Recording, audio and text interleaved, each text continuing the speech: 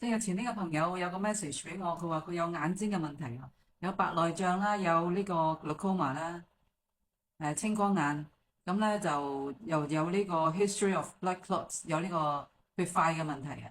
咁如果係白內障嘅話咧，就可以去做手術啦，但係青光眼就幾難搞嘅。咁血塊會帶出咩問題咧？大家知唔知啊？血塊咧，如果佢係喺你嘅身體入邊 travel 咧，可能會去到個腦啊，一爆血管咧塞住喺度咧，就會中風啊，或者有陣時會有 cardiac arrest 猝死嘅個案啊。而家越嚟越多啊，所以大家真係要小心。咁佢就話佢個 knee 好 weak，個膝頭好冇力啊，同埋需要咧 rebuild collagen in my knees。佢個膝頭咧個膠質咧流失咗好多，需要再重新建立佢個膠原蛋白。And they said I have rheumatoid arthritis，係呢個類風濕關節炎啊。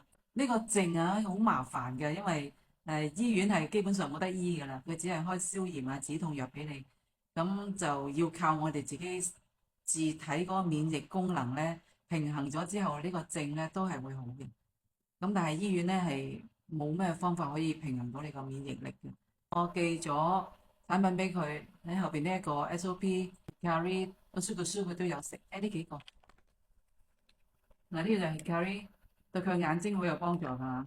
呢個我書個書調整佢嘅免疫力嘅。呢個咧係 Super 書，其實三個都需要，因為血液循環唔好啊，變咗佢成咗血塊啊。當然佢血液入邊嗰個質素都有好大嘅問題啦。